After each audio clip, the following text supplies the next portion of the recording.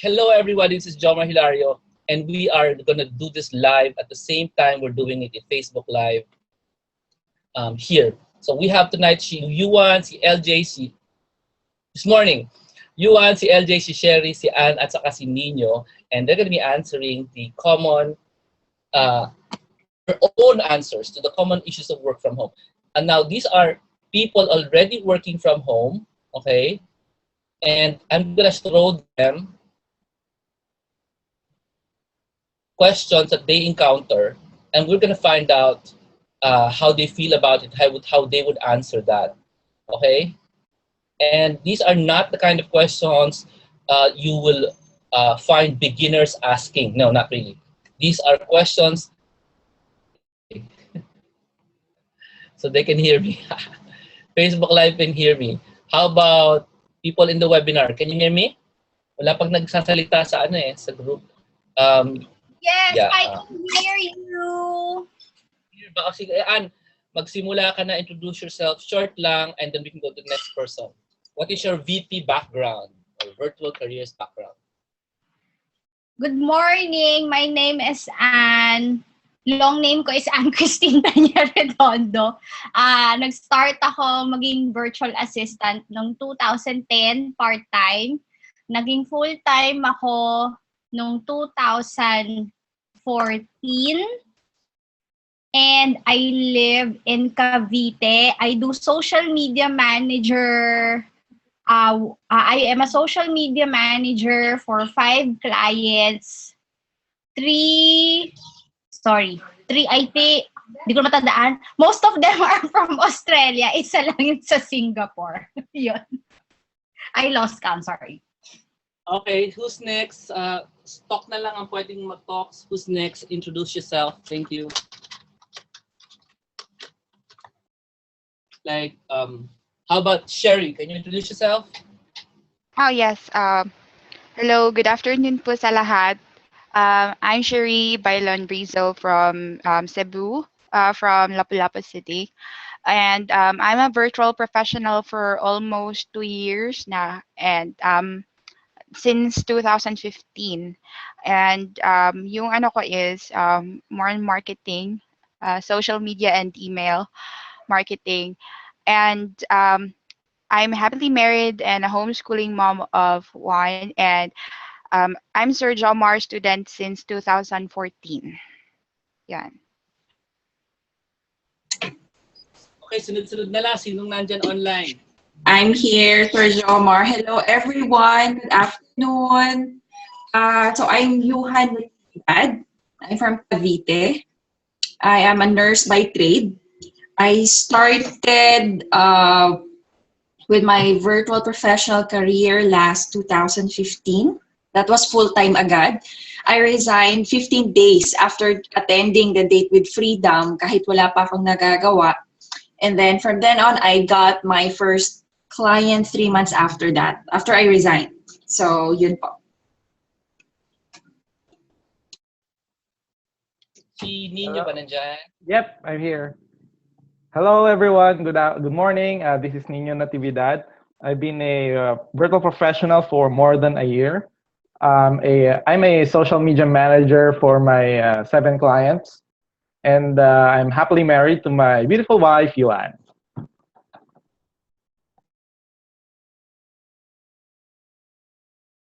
Ako na ba?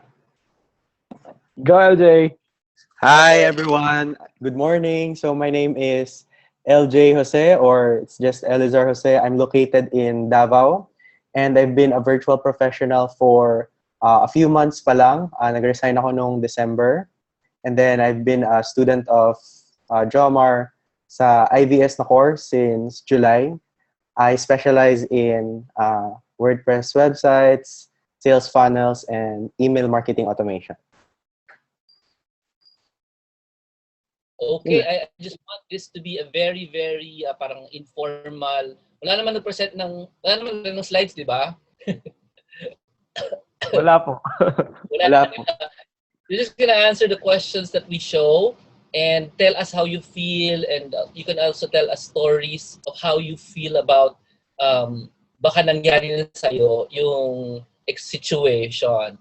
So these questions that we will be answering today, it'll be coming from yung usually mga concerns ng mga veterano na virtual professional na may iba na nararamdaman nila. So for those who are listening, give a shout out, welcome to everyone. Pakitype lahat ng pangalan nila. If you are not on mobile, pakitype hi Yuan, hi LJ, hi Sherry, hi Ann, hi Nino. Ayan. Pasalamat kayo, we pick people with short names. So pwede nyo i-type. So please make them feel welcome to this webinar. Whoever, if you're in Facebook, Margot, Eric, or if you're in the Zoom, please do type. Say hello to them. So encourage silang mag-share, di ba? In the meantime, hahanapin ko lang yung... Pwede nyo bang i-on mga video nyo, mga kapatid? Sure. Host? I-on nyo, hindi ako marunong mag-on eh. Paano ba i-on to? Yung mga panelists, on nyo yung video nyo. So actually, they can see, yan, and they can see you while you're talking because we don't have slides eh. Yan. Oh, So, it's dark. Ayan, para mapakita ko din sa Facebook yung mga video ninyo. Kailang video. I'm still not good in this thing. Ayan na, nakikita niyo na yung mga video-video. Ayan. So if you turn on your video, our panelist guests, makikita na kayo ng tao sa Facebook. Also, para hindi naman laging, hindi laging slides lang nakikita nila, di ba? Okay, si Ann pa lang nagbubukas. The rest, on nyo na para, I can actually show them. Hindi ako masyadong marunong dito. Pasensya na. Isa. Can Yuan, pwede ka mag-talk? Anything. Say anything.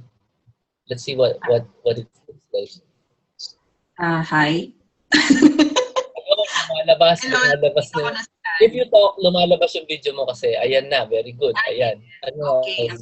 Ayan pala. Ayan. So, yan pala yun. You talk, the video appears. So, if somebody talks, their video appears naman. Di ba? So, mas maganda. So, let's start with the first question. We're gonna be answering this. Anybody who wants to answer can answer. Tapos mag-chime in lang in the rest because ganun talaga. Okay. Here's the first question. Everyone type, yes, I'm ready. Yes, yung tao sa likod ni Yuan, si Nino yon. Wave, Nino, wave. Oh, siya yan. Back to back kami ngayon. Okay. So here's the question. Ladies, when you encounter a client who says, I have limited budget, what do you do? What did you do in the past? Whoever wants to answer this, go ahead. I have limited budget. Sino mauna? LJ, ikaw muna. Ako ba? Oo. Yeah, yung question na yan. Bye-bye.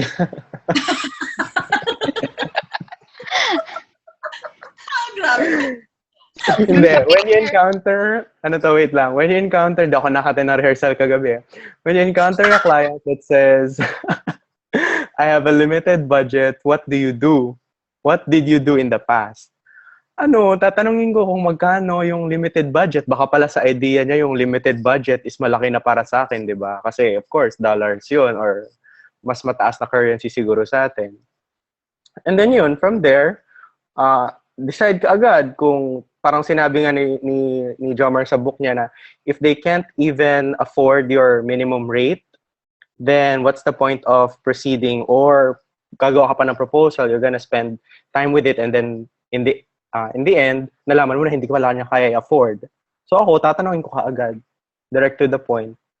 So that, we value each other's time, so we will not waste each other's time kung, we're not a good fit pala. Yun lang. Cherie? Oh, hi. For my case, I had this experience nung si client needs an email automation slash marketing expert, and he wasn't willing to pay a higher rate, yung talagang mababa. So what I did is I highlighted my skills and the things that I can do for his company. I gave him like a sample campaign. Tapos at the same time, it's showing how knowledgeable I am. And I also presented my website or portfolio. Sabi niya, I'll think about it, sabi niya nung una. So I never thought he will contact me again. So after like almost 2 weeks, he contacted me again. Tapos I got hired, but that relationship only lasted for a week. Yan. Okay. Ako na next. I have limited budget. Yung ginagawa ko usually similar with LJ, ano. So, but first I get as much information as I can regarding the project and the tasks. So, kung ano ba yung gagawin, ano. Then I would analyze how much tasks can be accomplished doon sa hours na ma-afford niya and if he's okay with it. Considering na limited nga yung budget niya. So, obviously, limited din yung magagawa ko. And then, I also look for tools na pwedeng makatulong considering the limited budget. In my case din kasi, meron minsan na pag limited budget yung client, given na yun na, you know, mag-haggle din sila sa professional fee mo. So parang hihingi ng discount and everything. So when that happens, well, I say goodbye na rin and I move on to the next prospect or to the next client. So hindi na ako, I don't waste my time anymore. So yun. Yeah, ganyan yung wife ko. She doesn't want to waste her time. So before, it was challenging to approach yung ganito pag sinabi sa akin na may limited budget. But I learned along the way. So given the scenario, I follow yung tinatawag na AAA strategy. I acknowledge, I ask, then I adjust. So before I say anything else or pitch my offer, ina-acknowledge ko muna yung budget nila. I give them a feedback that na narinig ko yung sinabi nila. It's like telling them na, yeah, I'm not ignoring na limited yung budget mo. I usually tell them na, I understand that you have a limited budget or anything similar to that line. But then I ask them how much exactly yung budget nila. I really want to hear the exact figures from them. And once I know yung budget talaga nila is kung magkano talaga, I would adjust. And if I think I could work around their budget, I would adjust the task involved that would fit their budget. For example, in my current career as a social media manager, I would perhaps maybe decrease the number of posting, decrease the number of images, etc. And I would tell them the limits of their budget. But I would assure them I would find a way to maximize yung budget nila. And recently, I closed a deal with a client using this strategy. And I always make sure na yung both parties will benefit from the project. However, if yung client nag-i-insist na I want something more, given ganun yung budget nila and it's beyond what I can do for them, then I'd say that gig is not for me. Yun. I have a question. How do you guys say goodbye? Mga ganyan. Ano sinasabi niyo?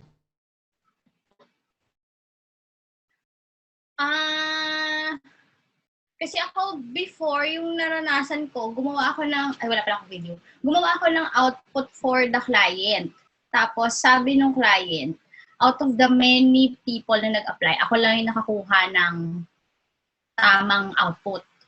Pero, mababa yung rate na gusto niya. So, sabi ko, I'm sorry, but my rate is this. I cannot accept your rate. So, matigas din yung client, ayaw niya. Gusto niya $1 per hour. Sabi ko, ano kasira? So, sinabi ko na lang na, I'm sorry, as much as I want to work with you, I would like to stick to my rate. So, I wish you the best. $1. Hello. But this was when you met. Yeah, I also have the same experience with a client na parang ang laki, hindi na ata yung sabihin mong 10% yung gusto niyang ibaba, parang 80, So 90% gusto niyang ibaba yung PF ko. Eh, kasi ang kulit niya, parang 3 days niya na akong kinukulit na ito talagang gusto kong rate, yung sinasabi niya. Eh, sabi ko nga, I cannot work with that rate considering na alam ko kung ano yung pwede kong ma-offer sa'yo na value. Eh, ang kulit niya, iniinis na ako, Sir Jomar. Sinabi ko na lang, I value my time and my skills. Eh, you can look for other professionals out there with that kind of rate, but I cannot work with that rate. Goodbye. Pero yung sinabi ko, nainis na ako. Pak na pak. Yon.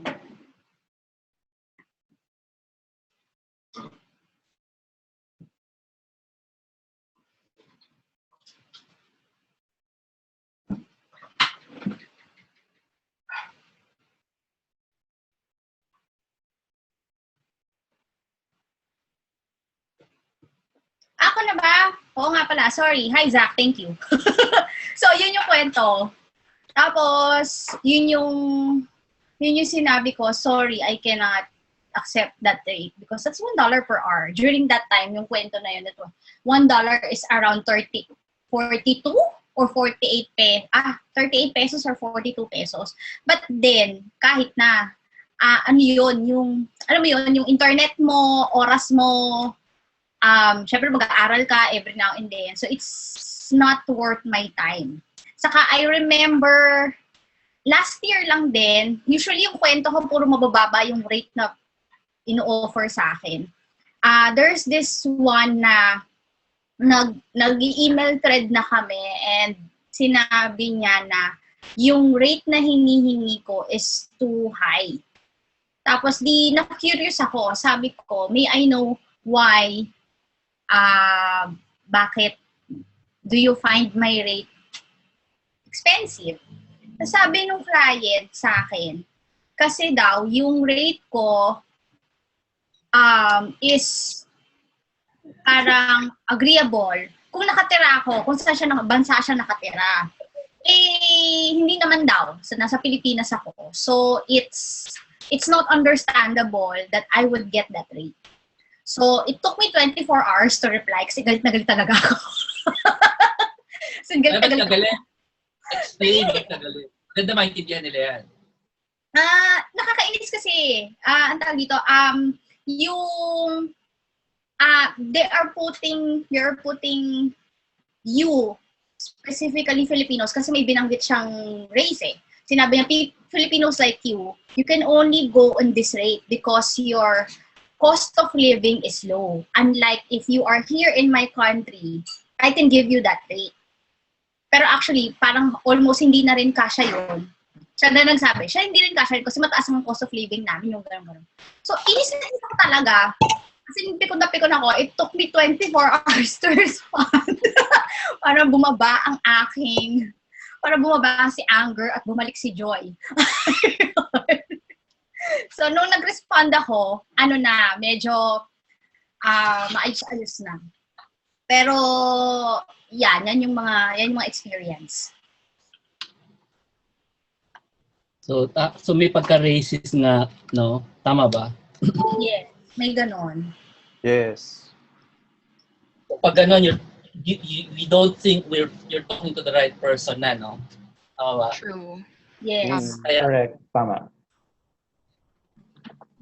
I have a question. Would you go back to this person later and say, kamusta naman? You need more work? Pabalikan mo pa ba? Pwede, kung iniinis mo sila. Actually, yung nagsabi na yun sa akin na you Filipinos should only have this rate. Nagtanong pa ako sa kanya kung this is in nung 24 hours after nung pagka-respond ko. Sabi ko, actually your answer is interesting. May I blog about it? Ganun ako kainis during that time. Tapos bigla siyang sumagot. Sabi niya, no, you can't. You cannot take my answer and put it into your blog. Pahiya din siya. Sayang. Gusto ko sana ng sweet revenge. But then,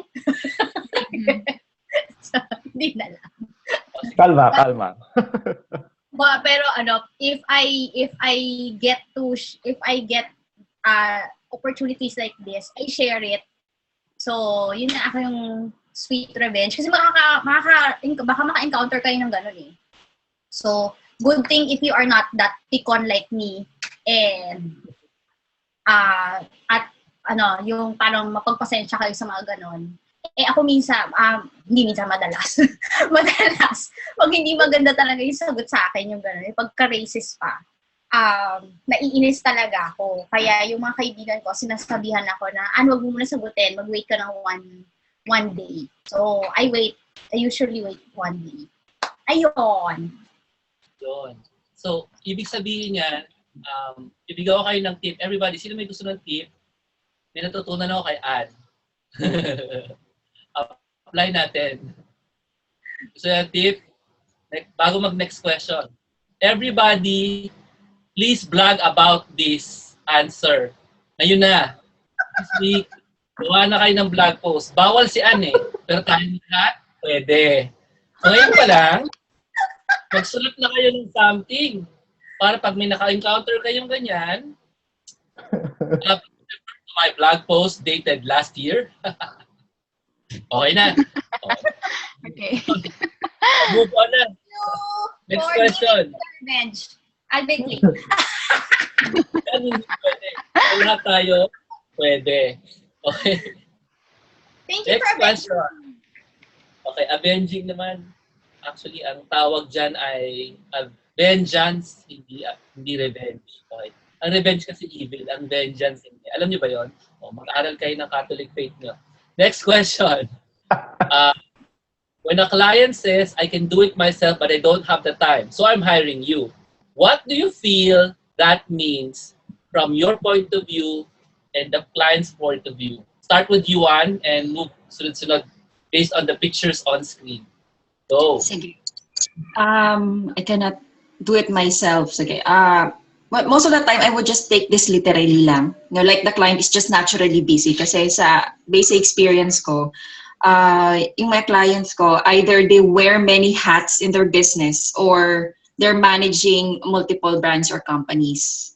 So, at least it gives me an idea that the client is knowledgeable on the things na ina-outsource niya sa akin or pinapagawa niya sa akin. So I know what I'm up against.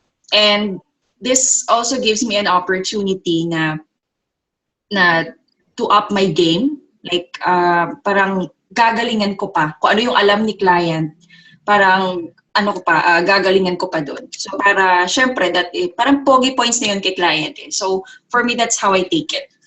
Ayan. Ako naman, so what do I feel it means? Para sa akin, I feel pala na pwede ko pataasan yung rate ko. Kasi sabi niya, I can do it myself but I don't have the time. So tatanungin ko ngayon na, so how much is your time worth? What is your per hour? And then, pwede ko i-compare ngayon yung i-ask ko na rate sa kanya. Let's say $25 per hour ako and then $90 per hour kasi web developer yung kilala kong yung client. So, ang sasabihin ko doon ngayon is I can save you, magkano ba? 90 minus 20, 65 ata. O I can save you $65 per hour, di ba? So, pwede mo pataasan talaga yung rate mo since wala siyang time to do it, pero you are there available, which will save him $65 per hour. Yun lang. What I feel is that it's an opportunity that, you should take since hindi naman sinasabi dito sa question ko na established na kung ikaw na talaga. Or, tama ba, Joms? So, I'm hiring you. Ako na ba yun? Oo. Mukhang hard ka na. Okay. Pero, baka naman nasa interview process pa kayo, hindi pa naman tapos. So, most likely, yun. Hindi pa naman yan ending eh. So, hindi pa natin alam. Hard ka na nga ba? Hiring pa lang. Yun. So pwede mo i-compare yung hourly rate mo versus the hourly rate ni client. Kaya pwede ka pa kung yung confidence level mo kung kaya mo, edi mag-ask ka pa ng higher rate. Kasi you're saving the client time eh. Compared mo yun, $65 per hour yung masasave mo. Uy, explain mo yun. Hindi namin naintindihan yung 65. Gusto mo explain? Explain mo din. Kung wari, kasi explain mo. Hindi, nasa labas ako eh. Naka-mobile lang ako. Explain mo, hindi naintindihan yung may number eh. Sige, ulitin ko. So, di ba sinabi ni client na I can do it myself but I don't have the time so I'm hiring you. Let's say nasa interview process pa kayo. Kung ako yung ini-interview, iisipin ko na tataasan ko yung rate ko. Kasi makaka-save ka ng time kay client. Usually yun yung need nila is for us virtual professionals to take some of the load from their time. So let's say, ang gagawin ko dito is tatanungin ko si client, so how much is your time worth? What is your hourly rate? So of course, ano yun, businessman or entrepreneur, sasabihin niya, magyayabang yan, malaki yung rate niya. So from that rate, let's say $90 per hour, let's say may web development agency siya. So, let's say, sabihin niya $90 per hour. So, kung ang hihingiin mo lang is sasabihin mo sa kanya, so you make $90 per hour. Is it okay if I ask $25 per hour? That would be saving you $65 per hour if you were to do what I'm about to provide you. Yun lang. I hope nahuli ng mga people. All our 1,000 listeners, did you get that? That is a script. If you didn't get it, type new word. That's a script to charging high. Dapat nahuli niyo yung mga kababayan. Galing nun. That's a script. Pag nahuli niyo yung script, paki-type niyo na lang. Type niyo na lang yung pagkaintindi niyo. So, who's next? Who's next to answer? Sherry? Thank you, LJ. Yeah. Great answer. Welcome. Yes, when a client says I can do it myself but I don't have the time so I'm hiring you, yung kung sa iba it may sound negative kasi nga parang napipilitan si client, but then for me I would feel honored because he hired me, kung he already decided na he's hiring me. Kasi it means the client is open to changes and he's also open to the possibilities of expanding his business. Yun na. Huwag niyo na akong hintayin. Sige. Sunod na kayo. Sa experience ko kasi, usually sinasabi yun ng client sa akin during the interview. Pero usually, kasi yung interview sa akin, parang formality na lang. So, pag sinasabi nila yun sa akin, malapit na ang success. Malapit ko na sila maging client. A few minutes away na lang.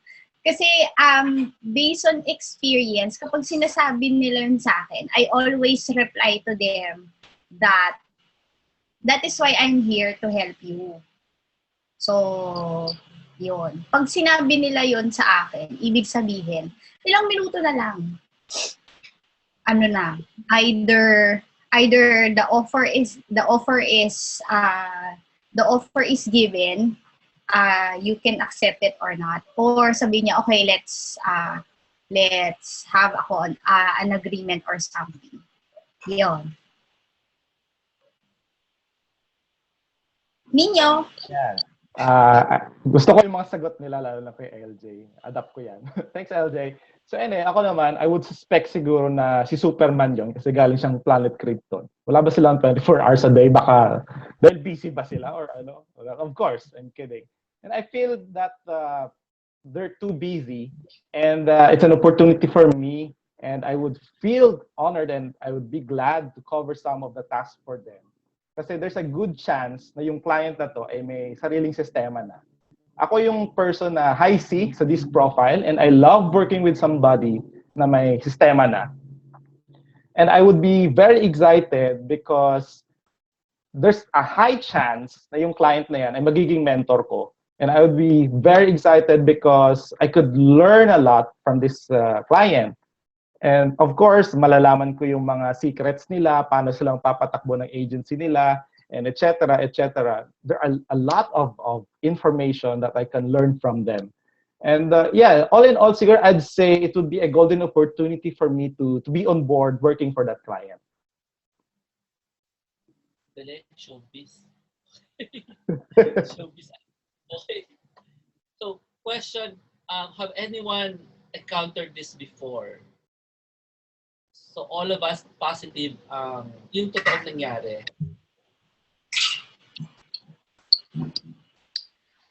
All of us mukhang positive lahat ang experience with this. Moving on na tayo. Papata ko lang po yung slides. Pasensya na po. Yung script ni LJ nasa chat. Ayan, kukopyahin na yan. Kopyahin na yan. Okay, copy and paste it. Okay. Next question. Thank you very much for everyone for being here. Before we go to the next question, just want to remind you, what are you watching? Because I forgot to put captions in Facebook. Okay. You are watching a number 2 of a series of mega webinars. Hi, Dennis. Hi. Hi, Margot. Sino ba mga viewers natin? Hi, Cecil. Hi, Eric. Hi, Eden. Sino ba ang mga nandyan? Si Egbert, si Lel, Bing, Maria Cristina, Richie, Rele, Pocholo, Yang, Lovenio. These are the people in Facebook Live, by the way. Hindi pa sila yung nasa webinar. Sa webinar kasi 70 plus people. Before that, just want to remind you, we're answering questions. We're asking virtual professionals what they think about mga tanong na throw ko sa kanila. We're on question number 3. And just a reminder, if you miss this or you are actually jogging while you're doing this, putol-putol ang signal, there's a replay, and this is on Facebook Live. And we have another one tonight. Okay ba? 9 p.m. Okay? So we're doing this because this is the deadline for the Christmas bundles promos. Well, deadline for the discounts for the Christmas bundle promos. And just check the chat room or whoever sent you this this video for the links paano ba maging virtual professional katulad ng ating mga esteemed panel. Okay? How do you do that? Paano ba maging katulad nila? It's in the links. Okay? Whatever the links are. Okay? It's also in Zoom. Just look for the links around the video that you're watching and you can see it. Okay? So let's go to the next question. Please give us a time when you felt it's hopeless. You're never going to get an online job. What did you feel about it? How long was it? How did you try? Okay, sige, I'm going first. A time where I felt it's hopeless. Looking back sa experience ko, well, anyway, pa lang naman ako. I would say a year and a half pa lang naman ako working full-time online. So looking back, I think I can only pick one instance na nangyari to, or na-feel ko to. That was before I got my first client. So, kasi nangyari kasi I got 136 rejections applying every day, Upwork, Craigslist, online jobs. Siguro mga nagde-depressan ako ng buong buwan kasi parang walang may pumapatol dun sa mga proposal, sa resume, ganyan. But yun, naiinis, na nalulungkot, but eventually namanhid ako until I got my first client. So parang what I did is I desensitized myself, getting a lot of rejections. So yun. And how did I thrive? I eventually learned not to focus on the rejection. I'd rather look at it as a challenge so that I can improve my cover letter. So iniisip ko na lang na okay, walang pumapansin. Maybe I should change something or add something or take something out. So I keep improving my cover letter. And then I also see it as an opportunity kasi I would usually take note of the questions doon sa job posting and at the same time sa interview. Because especially yung mga generic na questions, I am pretty sure na itatanong ulit yon. So pagdating ng next client or next interview, parang tumaas na ng konti pa yung confidence ko ng pagsasagot. So yun, that's how I see it na lang, an opportunity na lang for me to improve my cover letter and myself as well. So, ginawa ko, I just kept doing it, sending applications and proposal every day po yun. Every day, no miss day. Kahit Sunday nag-send ako. After all kasi, applying online is a numbers game eh. So, you never know. And while I was applying, hindi ko na pinapansin na, alam mo yung minsan binabantayan mo talaga yun, ako baka may nag-message sa akin kanyan. Hindi ko na pinapansin yun. I would just set a schedule for me to check my email, like twice a day. What I do is, while applying, nagsa-study din ako on the side. So, kasi meron akong na-encounter na quote before na, I think this is from an NFL coach, Jimmy Johnson, na sinabi na success happens when opportunity meets preparation. So, yung ginagawa ko, I just prepared. So, I read, I try tools, yun, and as I go, ina-update ko yung proposal ko, ina-update ko yung portfolio ko. So, yun yung ginagawa ko.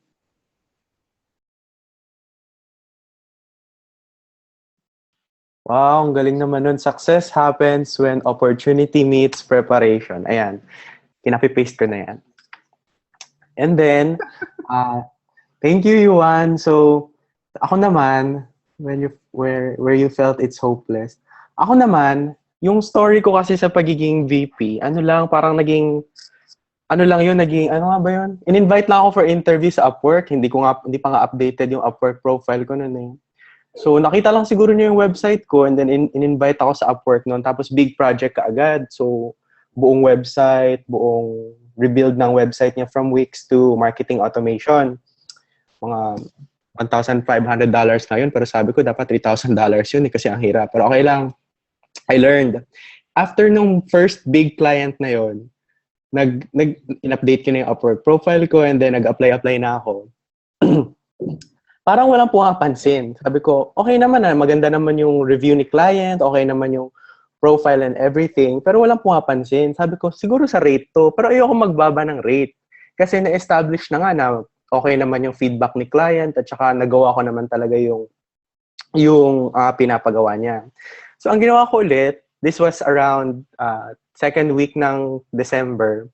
Nag-stop muna ako ng mga application, for the holidays. And then, ngayong year lang ako ulit nag-start.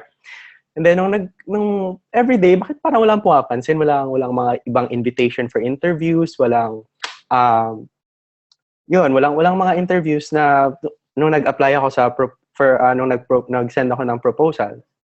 So, ang ginawa ko, binasa ko ulit yung book ni Jomar for X number of times na hindi ko na alam kung pang ilang time na. So, yun yung how did I thrive. So, nag-start ako ulit from scratch. So, inayos ko yung Upwork profile ko. Ang nakalimutan ko is to offer, alam ko talaga to deep down. Pero nabasa ko ulit sa book niya is you need to offer parang a trial phase. 2-week trial or something. So, nung nag-start ako mag-offer nun sa mga proposal ko or sa mga cover letter, kahit nag-try din ako niyan, naging super desperate na ako, online jobs. Sige, patulan niya natin tong online jobs na to, na kahit mababa yung mga rate ng mga clients dito. Pinatulan ko. And then when after siguro a day or two na nag-send ako ng maraming cover letters and proposals with that trial section dun sa proposal ko, ayun, nag-start na ng mga invitation for interview, nag-start na mag-respond yung mga clients sa onlinejobs.ph. And luckily, meron na akong clients ngayon. Pero nasa trial phase, pero parang 1 week na lang ata sabi nila, let's just put the trial phase for one week. I think you're good to go kasi nag-training na ako ng lahat eh. Yung bago kong client ngayon, Shopify siya. So, interested talaga ako kasi marami naghahanap din ng Shopify, mga VP na magaling mag-Shopify. So, yun lang. What did you do? Ayun, binasa ko lang ulit yung book ni Jomar, nag-apply, and then, how long was it? Siguro a few days lang. Mga isang araw ko lang naman binasa yung book ni Jomar ulit. Doon lang, nag-skip lang ako doon sa prepare part. Yun lang. Okay. Yung sa akin naman, it was after I resigned from my call center job way back 2015. I took the risk of resigning though wala pa akong VA gig nung time na yon. So at first, I feel saddened kasi nung time na yon si husband lang ang may work. Ako wala pang gig, well at home. Um, But yung situation na yun yung parang nag-give sa akin ng push. So that time while wala pang gig, what I did is I studied again and again. Yung kinuha ko na course is VA 101. So replay, gano'n. And attended like webinars ni Sir Jomar, and then applied to as many job posting as I can. And then thank God after 3 months ng resignation ko sa office, that's the time I got my first gig. Ayun. Ako,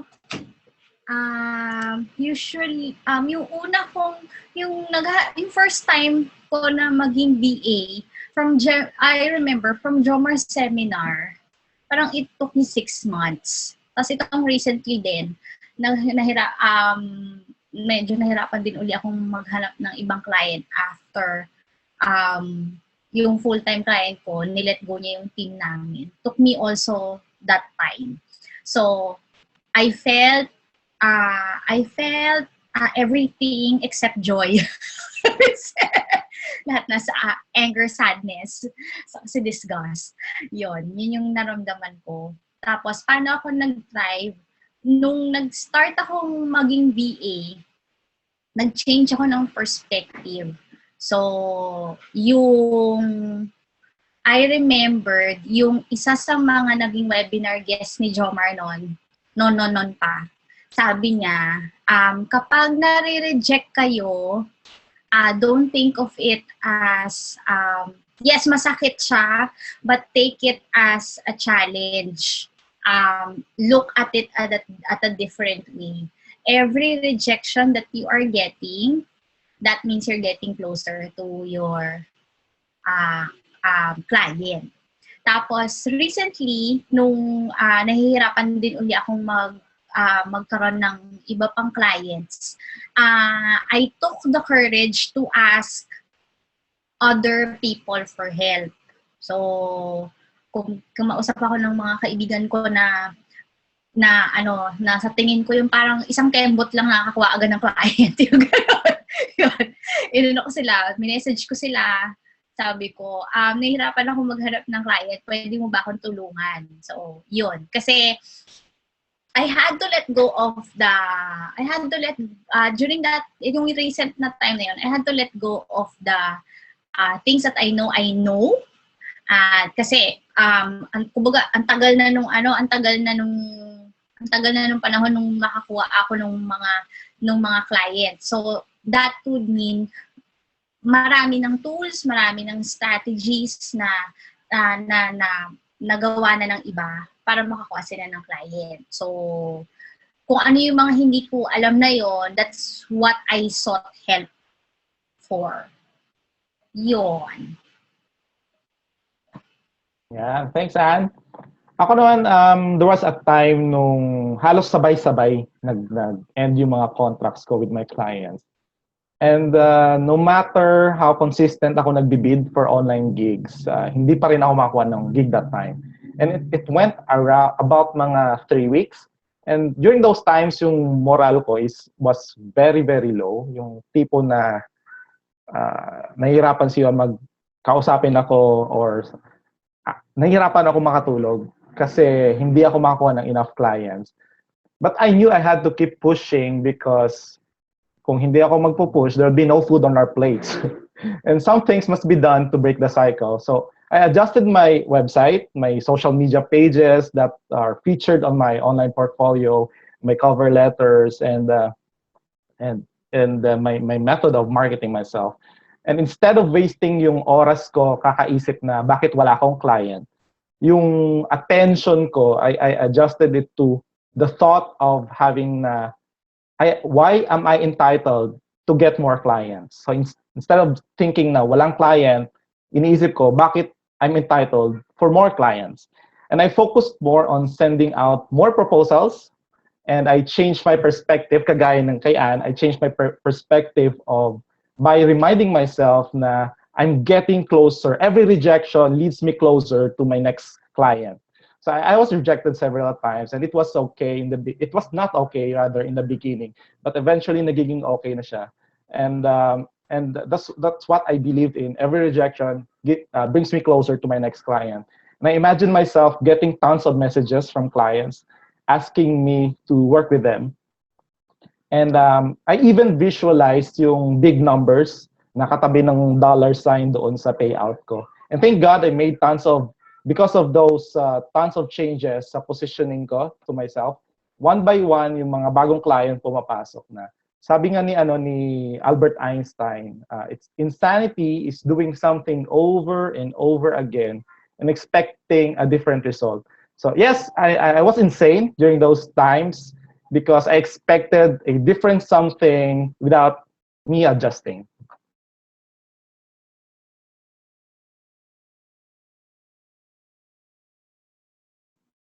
Yan.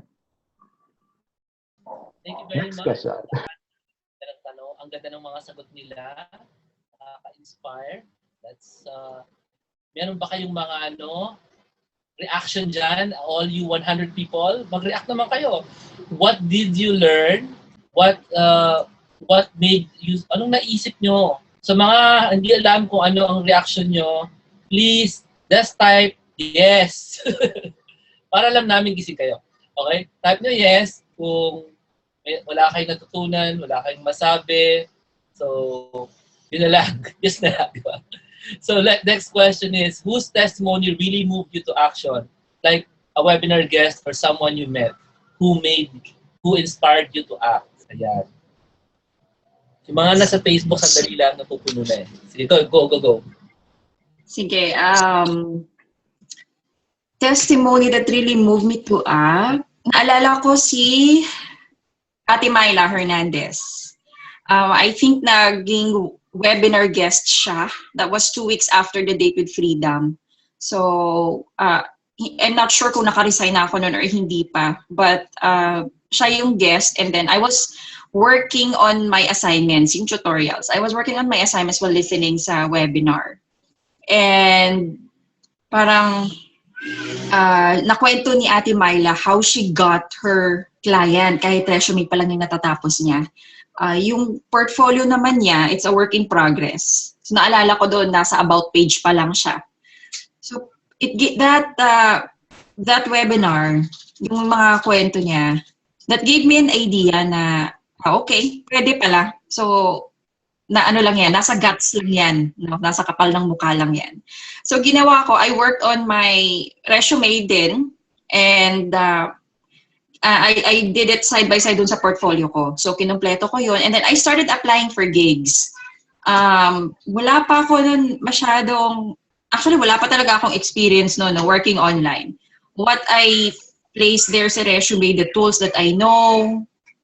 Tapos, syempre, as I go, ina-update ko yun. So, I just kept on applying for gigs and update my resume and portfolio every time I learned something new. Hanggang nga sa nakakuha ko ng client. So, doon nanggaling yung 136 rejections. I think, kasi syempre, resume lang yung pinakita ko, no? So, it's a really good experience naman on my part, getting rejected. Kasi ngayon nga, I desensitized myself doing that. So yun, parang nag-aka ko na, okay, so it's possible, so I did it. Yun yung ginawa ko. Yan. Oh, thank you, Yuan. Ako naman, whose testimony really moved you to action? Ako, si Ann lang naman talaga kasi yung kilala ko dati.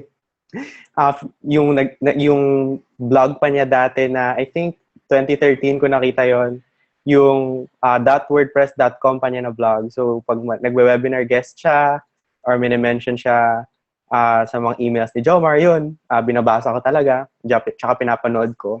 Until the time na nag-meet kami sa isang TRC event So yun talaga yung tapos nakausap ko siya. And then yun talaga yung naging parang nagseryoso na ako maging VP. This was just 2016. Yun lang. Stalker. Oh. You're a stalker. Joke lang. Iba na talaga pag sikat.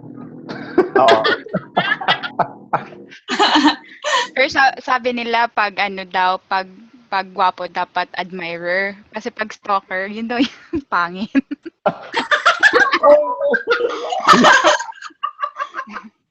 Saan mo nakuha yan, Sherry? Bago ko na narinig yun Mga classmates. I'm taking note. Ikaw na, Sherry. Ako na pala, sorry. Thank you, LJ. So, yun, for my part, it was Nina Mendoza's testimony that moved me to act further. Kasi, pati na yung experience namin sa pinaka-last namin na helper, isa din yun sa yung parang nag-move sa amin na to take action. So, yung story is like we almost have the same situation with Miss Nina or Nina kasi I have a baby girl din and naranasan namin na walang yaya. So I told myself I don't wanna experience the same thing. Yung palitan lang kami ni husband ng shift. Like, ako night shift, si husband day shift, ganun. Tapos, pagpapasok na ako sa office, hinihintay pa naming makatulog si baby. Tapos, pagtulog na, saka ako ihahatid ni husband sa office, which is like, would take almost 2 hours back and forth. Yun. So, yung risk there. So, parang yun talaga yung nag-ano din sa amin na it has to stop. Yung parang ganun. And another one, dalawa kasi sila. Si Joren Soriaco, yung kasama namin nung October 1. Kasi she's a real fighter and her story is really amazing. Hindi naging hindrance yung health status niya sa virtual career. Yeah. Yun lang po. Thank you, Sherry. Sabi ni Yon, sa mga stalkers ni Ann, type 1 or 2 nuggets of info that you got from her. Oo, para ma-vlog ko. Thank you so much. Okay. Nasabi ko na yung isa kanina, yung isang webinar guest ni Jomar, na sabi niya, you put rejections into another perspective. So, meron akong may dalawa pa akong story. Share ko sa inyo. To recently lang. Si Sweet Reyes, sabi niya sa akin, exactly last year, sabi niya, and you have this innate goodness in you to tell and show, tell or say to people how good they are. So, sana, you should also be able to see the goodness in you. So, yun yung mga panahon na hindi ako nakakakuha ng client. Tapos parang, yun nga, tulad ng sabi ni Ninyo kanina, parang yung I felt so not valued. So, sinabi yun ni Sweet sa akin. Sabi niya, and sometimes if you do not believe yourself that you can do it, sabi niya, you linlang yourself in a good way. Sabi niya, gano'n.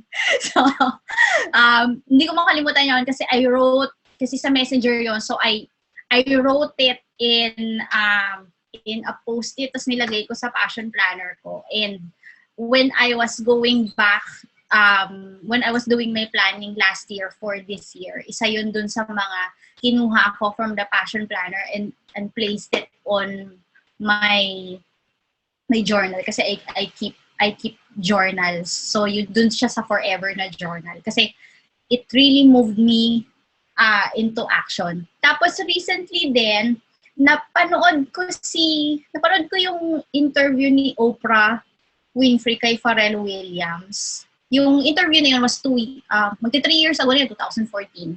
napanood ko yon kasi nakita ko doon sa YouTube yung sa kanan. I was watching yung interview ni Oprah sa Stanford University, tapos nandun sa gilid yung interview niya with Pharrell. So, pinanood ko yon and I was really moved kasi during that time, in-interview si Pharrell because of the success of the Happy song, yung nasa Despicable Me. And one of the things that moved me was that Pharrell Williams was a known songwriter, composer, producer, pero he was never the guy who is on the spotlight. Meaning, hindi siya yung laging kumakanta, siya yung madalas walang album, basta siya lang yung laging behind the scenes. Tapos, minsan umabot siya sa punto na gusto niya yung ginagawa niya, pero parang hindi siya na-acknowledge. He's just always the other guy beside the guy, the big guys, lalo na dun sa niche which is hip-hop and R&B. Until he took the risk of writing the song Happy in the shower. And then, parang sobrang naging overnight sensation ng Happy na everyone was singing about it. And I remembered him crying kasi sabi niya, hindi ko na, parang ito na yung pagkakataon na hinintay niya. So parang, sa journey niyang yon na sobrang haba, may ups and downs, narating niya yung, kumbaga nakuha niya yung, hindi lang niya nakuha yung gusto niyang marating, nalampasan pa niya kasi hindi niya inasahan na magiging maganda yung acceptance ng tao, not only to the song but to him as an artist. So, ayan. By the way, sa lahat ng stalkers ng Anne, can you type, Anne, we believe in you. Okay? Because we do. Well, you're one of the magaling na VPs out there that we look up to. Alright? So, I've listened to many webinars lang, like those kay Nats, yung kay Anne, of course, and kay Nina. Hi, Nina! And there are many to mention. But there's this one person who really moved me to take the action. And of course, ayan siya. That's my wife. And she's my wife. Not only na she's my inspiration, but she's a classic example of somebody who took big action kahit na takot siya. And I'm going to talk more about it in a while na lang. So she's also the reason why I didn't report for work nung may day job pa ako for 3 weeks. And almost was issued ng AWOL. Just to pursue working from home. And by the way, if you still have a day job right now, and if may family kayo na pinapakain, I don't recommend you go missing in action from your work.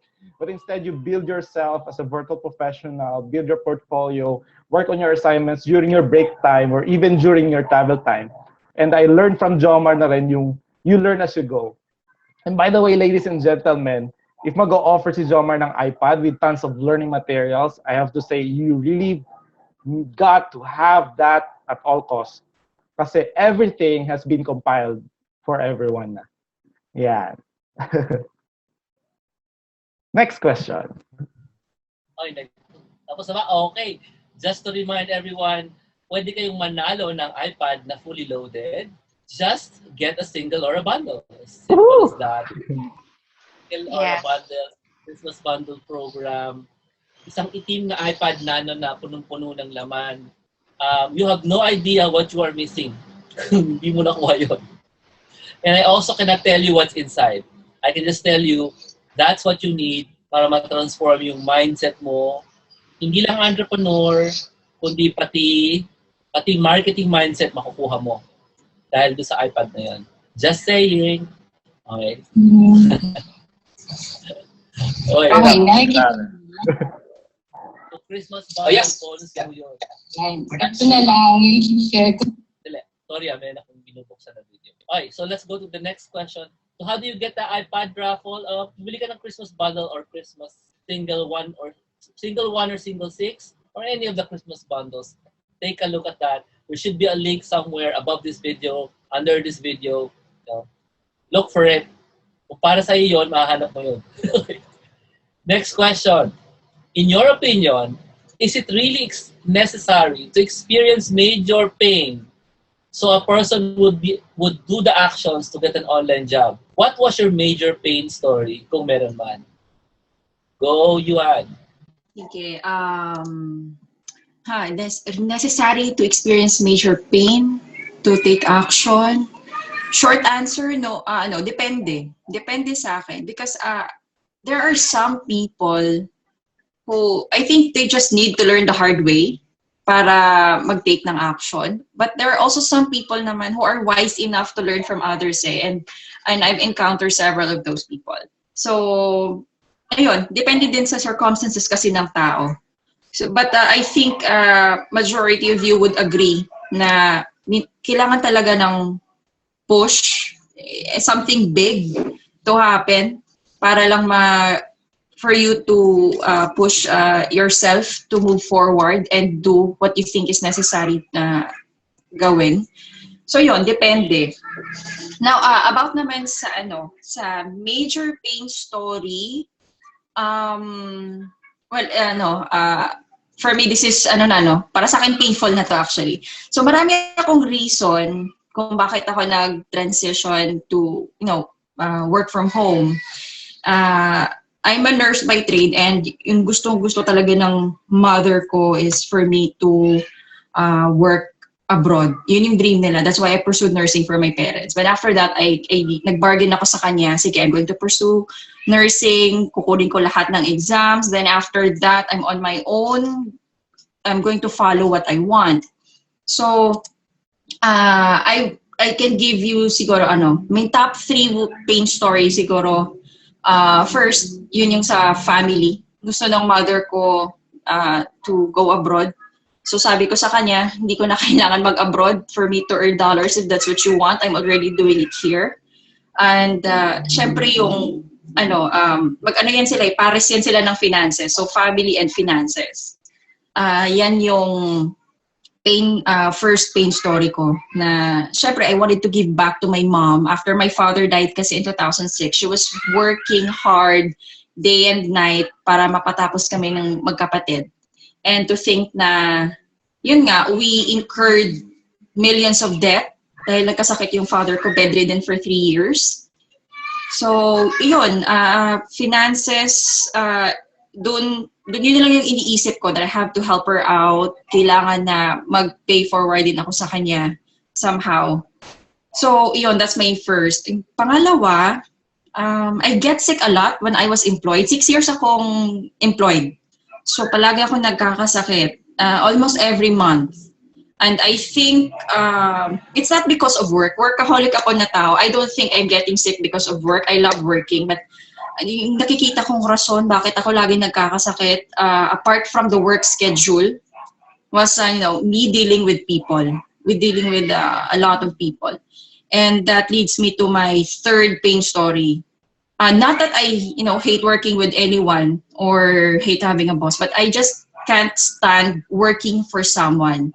Na iniisip mo na ang dami kong gustong gawin sa buhay, ang dami kong dreams, ang dami kong plans, but here I am working for someone na time will come kahit mag-retire ako sa kumpanyang ito, reality is that I'm never gonna have this company.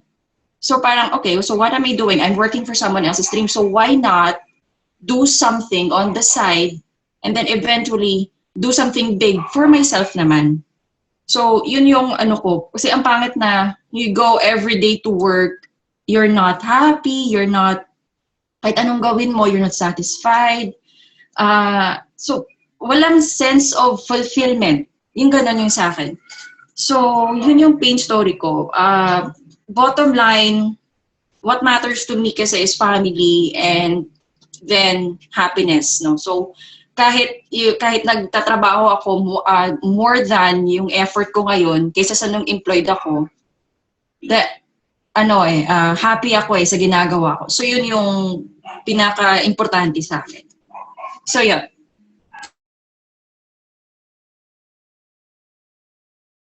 Okay, thanks, Yuan. So ako naman, let me measure pain, sabi sure dito. Ako hindi. Ano lang siguro, negligence nila. It's not necessary for you to experience major pain kasi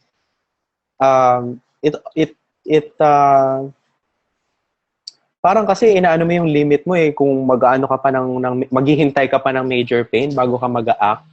So it's not necessary kung gusto mo talaga to be free from corporate slavery. Yun yung term ko, corporate slavery, kasi corporate slave ako dati. Kung gusto mo talaga ma-attain yung freedom, time and money freedom, without experiencing major pain, ibig sabihin gusto mo talaga. Otherwise, wala, yun. Kagaya ng sabi niyo, parang kailangan mo pa ng push. Ikaw yung klase ng tao na napaka-skeptic talaga. Siguro na-scam na ng maraming beses, online, MLM, whatever. Kaya kailangan mo talaga ng push. Kailangan mo lahat ng social proof, ng testimonials.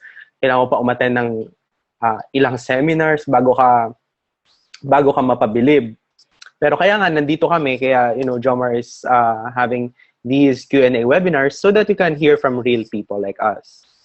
Ako naman, personal experience, naka-experience rin ako ng major pain before ako nag-take action. Kasi, yung story ko is, 2013, alam ko na yung kay Jomar, nag-enroll pa nga ako dati dun sa pinakaunang, yung VA seminar na course.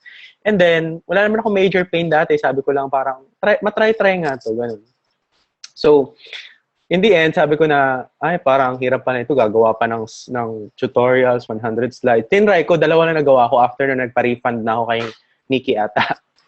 So yun, after 3 years, doon ko na na-experience yung major pain ko na marami na akong nararamdaman sa corporate world, may sakit, and then, every day, sinasabi ko na parang, I love my job, parang gano'n. Ina-expect ko pa na magkakaroon ako ng career, and then wala namang nangyari masyado for the past 4 years. So, nung na-meet ko si Anne, going back to Anne, na-meet ko siya noong 2016 dun sa TRC event. Yun talaga.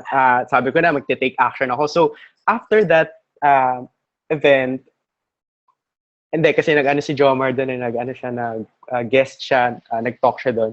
So, after the event, of course, after stalking Anne, nag-stalk na naman ako kay Jomar. Meron pala siyang IVS, ganito. Super tagal na akong hindi updated sa kanya. So, nung nag-offer na siya ng IVS na yon na discounted, kasi batch 2 ako ng IVS 2016, wala na, pikit mata ko na lang nilagay yung credit card ko. Sabi ko, bahala na magkautang-utang. Basta gusto ko na talaga mag-start. Parang kasi, kung wala kang i-invest na money and time, kung wala kang i-invest na money, parang wala ka ding i-invest na time. So ako, gusto ko kasi mag-ROI ka agad para mabayaran yung credit card bill na yon. So, happy to say, nabayaran na siya. And nakapag-ROI ka agad ako ng times, ilan ba? Mga times 3 or 4 nung price nung IVS before, ha. So yun yung major pain story ko is yun, napapagod na ako. Kasi siya night shift, call center, then recently lang ako nag-day shift, 6 months before ako nag-resign. So yun yung major pain story ko. Nakapagod na, yun yung mga typical na sinasabi ng ibang mga call center agent na the commute, the traffic, the danger, and whatnot. Di naman gaano ka laki yung sinusweldo din, di ba? Of course, pag malaki yung sweldo, malaki din yung expenses. So yun yung major, another major pain story is, yung family ko is nasa Davao. So nandun lang ako sa Manila nung nag-college ako, and then nag-stop ako to find work. And then yun, nagtuloy-tuloy na. So ako, parang, I was living alone, pero may relatives ako sa Bulacan. So, napapagod na din ako dun sa routine na yon. So, yun yung isa kong major why or pain story din. Kaya ngayon, nakabalik na ako sa Davao noong December, and then nag-meet na kami ng ibang mga Davao VAs dito to, inform them about this, Jomar, and, expanding the network. Yun lang. Yay! Galing. Thanks, LJ. So, for me, is it really necessary to experience major pain so a person would do the actions? For me, you don't have to wait for the major pain to happen. I always believe that prevention is better than cure. Before I resigned from my office job, marami na ako naiisip na worst cases if hindi ko palagi kasama yung anak ko. So, since I don't want it to happen, we took the action. So for my major pain story, it was about the last helper or yaya that we had. Nung time kasi na yun, may nabasa kaming sa diary niya about like, may threat, yung ganon. Nung time na yun, palaging sila lang talagang dalawa ni Sherjan sa bahay. So, it was the first time I had to let go of a helper, like agad-agad in an instant. It was more of a horror story though. Hindi siya pain story. So, yun. Thank you, Cherie. Ako naman, in my opinion, there is no major joke. Serious talaga. Sa akin, necessary ang pain to get you into action. Kasi, nabasa ko una sa Thrive ni oh my God. Sino yung CEO ng The Huffington Post? Yung maganda, yung Greek. Ariana. Huffington. Nabasa ko doon sa Thrive niya na madalas, kailangan pang may mangyari sa'yo bago ka umaksyon. So, tinamaan ako doon. Kasi later, sa pain story, sabihin ko sa inyo. Tayo din, yung mga nagsisimula din na maging VA, yung mga kumukuha ng seminar si Jomar, specifically yung gusto mong maging virtual professional. The very first step that he always tell you is, write your 100 reasons. So, kapag, para sa kanya nga, para pag hindi ka makapaglista ng 100 reasons, yung gusto mong journey na maging virtual professional, hindi siya masyadong compelling. Kasi, ang tawag dito, some of those whys, most likely na malilista nyo, painful siya. And although some of them are aspirations, pero kaya mo nga siya, while I was thinking of that, kaya mo nga siya sinusulat kasi hindi pa siya nangyayari. At dahil hindi pa siya nangyayari, nasasaktan ka. So one way or another, hindi pa siya na-achieve. Wala rin problema sa akin yung beginner's luck, saka yung success, yung success every now and then, yung blessings na nagpupunta sa'yo. Wala problema yon kasi it's not about, hindi naman natin pinag-usapan dito yung karma na what goes around comes around, whatever. It's just that you deserve that as a human being. But, minsan kasi, once success happens, we tend to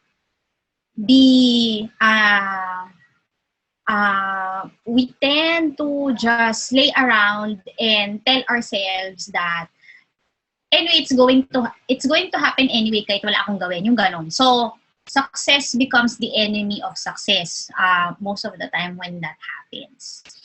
Major pain stories ko, 2, at it concerned health. So, first one was in 2008. Bigla na lang natulog ng maghapon yung father ko after 1 month of not being able to sleep well kasi meron siyang GERD. It's a condition in the esophagus when there's too much acid in the stomach. So, hindi siya nakakatulog dahil doon. And then all of a sudden, after 1 month, bigla na lang siya natulog straight 24 hours. Tapos, dinala namin siya sa ospital kasi sabi namin, hindi maganda yon. And we found out that kung hindi namin siya nadala sa ospital right away, he would have been into a coma. Kasi dahil pala hindi na siya nakakatulog, naubusan na pala siya ng sodium sa katawan. So, we need salt in our life, in our body, but not too much. Oo, tama si Alex, gastroesophageal reflux disease something, or disorder. So, during that time, yung nagagalit pa kami sa kanya, bakit di siya nakakatulog, dami-dami mo kasing iniisip, yung ganon. Hindi namin, ni sa hinagap, hindi namin naisip na ganon yung mangyayari. That was in 2008. Nakabalik yung tatay ko from that incident Pero it took him a while to really recuperate kasi may edad na rin siya. And I think he got depressed with that. And it took the whole family to bond again. Kasi usually kami dito yung pasok sa office, uwi, ganun lang. On the other hand, at the same year, yung mother ko, nagkaroon siya ng major operation. Ano yung operation mo, ma? Myoma. Yung tinanggal yung myoma niya. So, yan yung mga perks sa bahay. Pwede nyo silang tanongin kahit sumigaw kayo, ma, ano yung ganon. So, si 2008. So, kung imagine niyo, it was the same year and 2 health concerns sa bahay. And during that time, that was only that time when I started thinking, I am supposed to be able to bring my parents in a good hospital and provide better care. How come I was able to only bring them in public hospitals where nurses are so rude? Sorry, Yuan.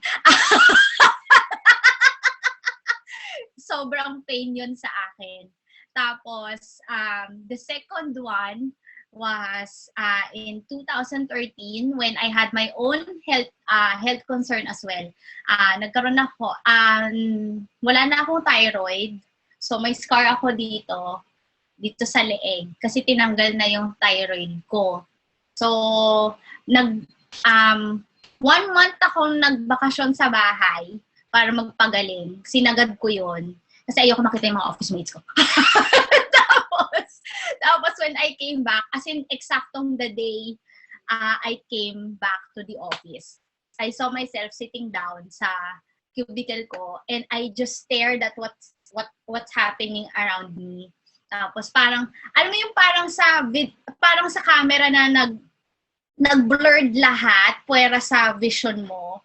Tapos sabi ko sa sarili ko, I don't think I'd be able to do this in the next 30 to 40 years pa. Hindi ko na kaya. Kasi I know during that time that I underwent operation up to the time that I was healing. I know something happened in me.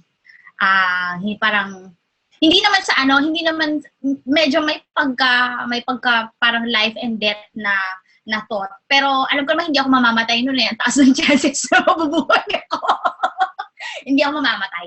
Kaya lang, alam mo yun yung parang once you have brushed with a health scare, yun nga, sabi ni Ariana Huffington, madalas kailangan pang may mangyari sa'yo bago ka kumilos. So that was when I acted in a way na ayoko na dito, magfu-full-time VA na ako. So ayun! Nino, you're up next. Thank you, Anne. Ako naman, in my experience, hindi naman siya talaga as major pain. It's a major pain that allowed me to took the action. But to be honest, it was mostly driven by my ego. But at that moment, yung wife ko, when she happily told me na she got her first gig, parang alam mo yung huminto yung mundo mo. Kasi, of course, I was happy for her during those times. But I felt like I was stuck in the middle of the darkest portion ng planet na to. And at that moment, sabi ko, teka, mas madami pa yata akong skills sa wife ko. And I even taught her yung mga skills niya that landed her that gig. But later, I found out na yung ego na pala yun, that ego was actually the example in front of me that action beats justification. I didn't have to I didn't have to hear what my boss or other people had to say about ano ba yung work at home, ano ba yung work from home online. Kasi I've heard from other VAs that when they consulted their friends who are not VPs, they would tell na wala kang benefits dyan, walang kasiguraduhan dyan. And I didn't have to wait for my neighbor or my office mate na magkaka-first gig din. Kumbaga, hindi ko kailangan mag-play safe. And I didn't have to make everything perfect from my cover letter, to my profile page, to my website. But I only needed to do 3 simple things to get me closer doon sa first online gig ko. And these are share ko lang yung online portfolio ko with my prospects and tell my prospects kung paano ko sila matutulungan. And third, improve yung skills ko. Yeah, and regularly. And no, there's a fourth one, of course. And husbands, you need to listen up because this is really really important. It's not really a major pain, but if you screw it, you're a dead man. Kasi always make your wife happy at all costs. Kasi because a happy wife, sabi nila, is a happy life. That's it. Next question po.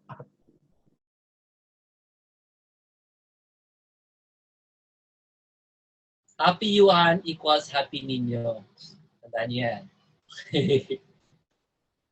Next question tayo. Sadali And I think it's the last question.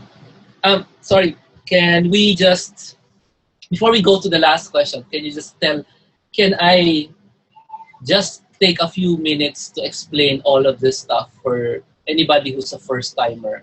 Ano ba itong pinasok-pasok nila? No? How can they start to become a virtual professional? We've been talking for 1.5 hours already.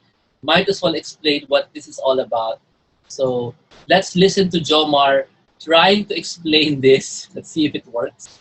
Okay, okay, let's try it. Joy, are you there? One-way audio nga siya. Joy, are you there? And your turn. Let's give it up. Teka lang, mali. So yeah, I'm gonna try to do this. So this is what I did earlier. I explained to people what the Christmas bundles are.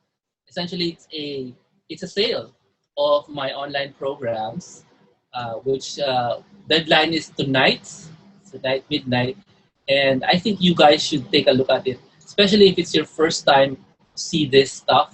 Live online, everybody gets to join. It's not a raffle. You instantly get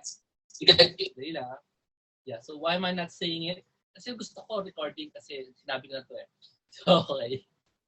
So let's see if we can capture the right moment of me saying it, explaining it. The person who wants to learn all about earning from the internet, how to earn from the internet through different ways. Okay. So if you're a super first timer, the Christmas bundles, it's ideal for you because we have several choices na pwede mong i-take.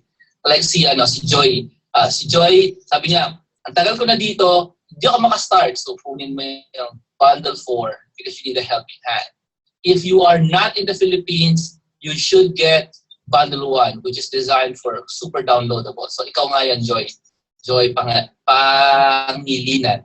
So, this is for downloadable, yung bundle 1. Bundle 2 is you have to go to Manila so we can help you. And that's happening this Saturday morning. Sa Royal Palm Sky Lounge, okay, sa Taguig. And now, if you're really looking for an intimate setup, there's that back to basics. If you're okay with the seminar, okay, the seminar in Manila is happening this May. Ayan, bundle 6, and there's also a seminar in Davao. Who's from Davao? Who is from Mindanao? Go get the bundle 7. That's the Davao event, okay. And then, of course, everybody. I don't know if you know this, anybody who gets a bundle, a Christmas bundle or a Christmas single, you get to join for free yung Manila Gate with Freedom live event, 9 a.m. to 9 p.m. That's October 7, I think. Let me check the calendar. October 7, that's where we're going to celebrate live online. Everybody gets to join. It's not a raffle. You instantly get to attend it for free. You understand me? Lahat ng bumili ng bundle or ng single, advance or newbie, you just get to attend for free. Okay ba yan? So magkikita-kita tayong lahat sa October 7. Yeah, it's a far-off day, pero huwag kayong mag-alala. I think that is a long weekend. So if you're gonna fly into Manila, kayang-kaya mag-fly in. Kasi Thursday pa lang wala nang pasok in that weekend. Okay? Pwede ka mag-leave ng Saturday, leave ng Friday, Thursday walang pasok. You show up on October 7, Saturday. That's wonderful. So we can see each other there. It's going to be featuring lots and lots of virtual professionals on stage, entrepreneurs on stage, your relatives on stage. I'm not kidding. Ako ang host lang. Okay. Okay. So that's the bonus for everyone. So you don't even have to buy the bundle 8, right? It's free. The seminar itself is free. Bundle 8 if you want the recording. So get bundle 8. But if you want to get the seminar for free, it's already for free. Okay? So that's very good. It's called the Virtual Career Summit or Date with Freedom. That's the same event where we get to talk to each other about virtual careers and all the aspects of virtual careers. Plus, we also have a Kerigma preacher helping us out every time. Because that's for newbie. If you're looking for advanced, ito na po yung advanced lesson, the Christmas bundles. Now, there is Instant Virtual Skills 2015. That's bundle 2. This is for those na wala sa Manila. You want to learn all about how to increase your rate up to $40 an hour. That's Instant Virtual Skills 2015. Plus, you also need to learn yung Facebook ads. Yan din yun. Okay? Now, if you're like 5 may gusto mong matuto ng affiliate marketing, go for bundle 3. This is a proven system, by the way. Lots of people have started earning, like si Elizabeth, si Nimpa, si ako, syempre. Si Natasha, they already started earning a second income. So this is batch 3.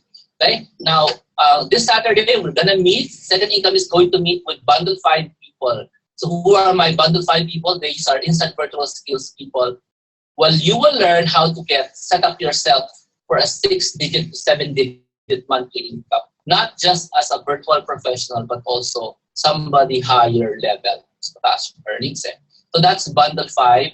This bundle 5 is instant virtual skills. We meet for 6 months starting this Saturday. And we meet again on the next Wednesday. Next Wednesday for a webinar. Ayan. So, ito yung gusto kong attendan ng mga taong nakikinig. If you've been listening for a long time and you wanna, upgrade nyo na yung mindset, upgrade nyo na yung personal development, upgrade nyo na yung skills, join us for Bundle 5. Okay? Because that happens in the afternoon of yung Back to Basics, which is this one. Bundle 4 happens on this Saturday morning. And in the afternoon, Bundle 5 happens. So, all in one day. Sa Royal Palm Sky Lounge. Okay? And the Date with Freedom, you get that if you can fly to Manila, it'll give you a recording of the event and a brand new massive copywriting course galing sa Instant Virtual Skills. So that's Bundle 8. Now, the final thing I want to discuss is the singles, the Christmas singles, because this contains a lot of specific skills from Instant Virtual Skills, pero ginawa lang namin solo para mas affordable. Okay? So yeah, of course, may recording tayo ng Saturday. Lagi namang may recording. Okay. So the singles, I need you to focus on one single because it's happening. So it's happening this February. Single one. Single one is called, Out of Town Success Replanning. Right now, it's 6,991, good for one person, includes transport, includes all food, 2 snack, 1 lunch, and it's going to be an out-of-town planning.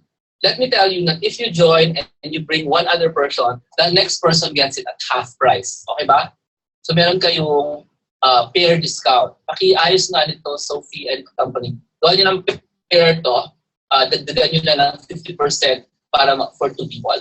Bring your spouse, bring your teenage children, yung sa tingin nyo handa na, bring your family, na yung mga ready na mag-plan, and bring a notebook and a pen because we will be actually planning out of town. We're gonna go somewhere. I'm not gonna tell you where.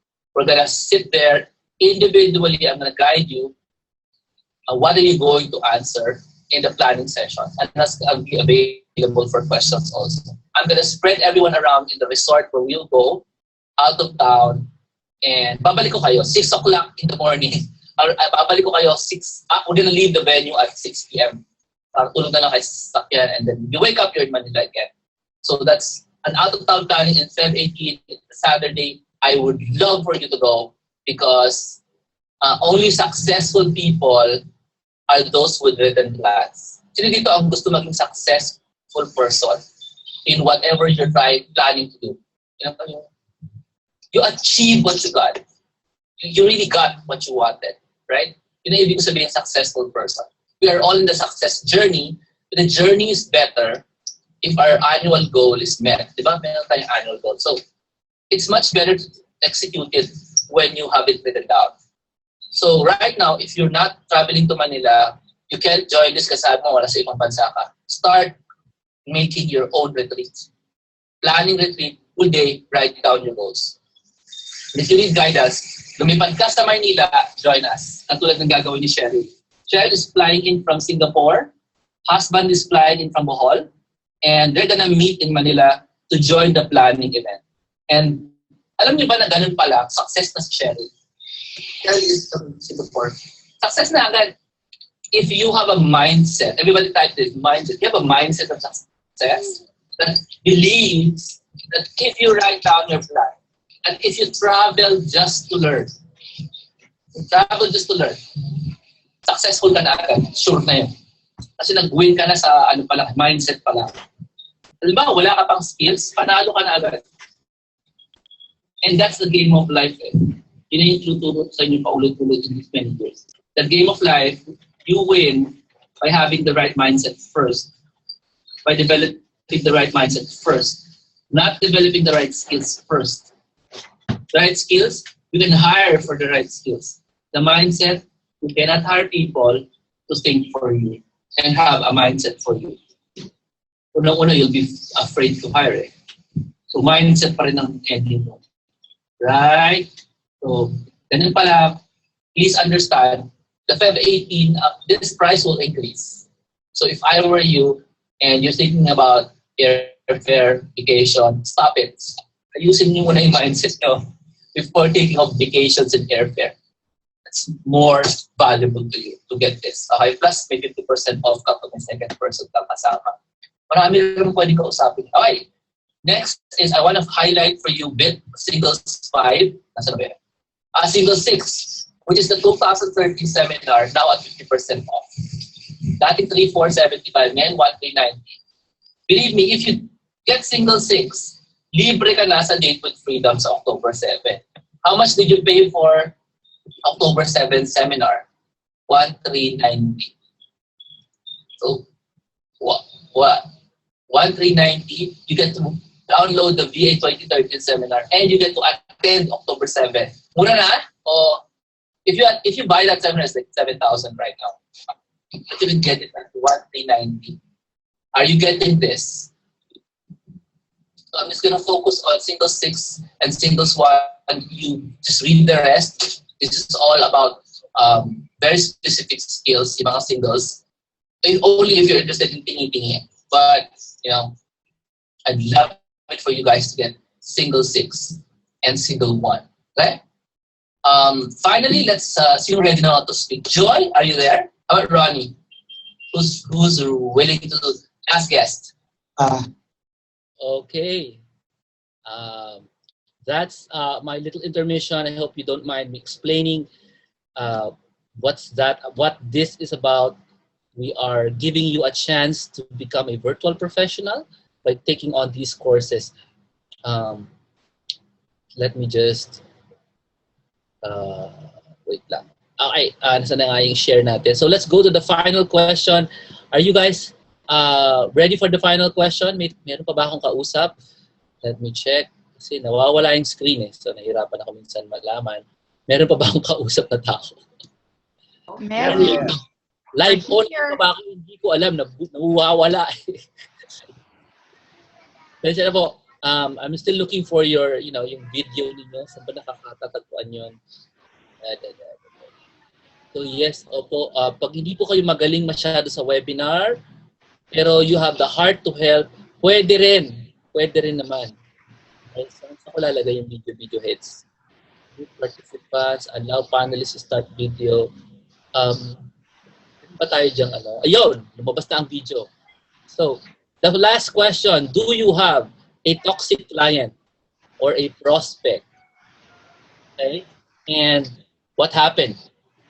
You have a story about a toxic client or a prospect and tell us what happened in that story. Okay, ako yung mauna siguro kasi Yuan is on the phone. So, thank God lahat ng mga clients ko, madali naman silang kausap. And most of them actually became my friends. But if I had a toxic client, parang Miss Universe, no?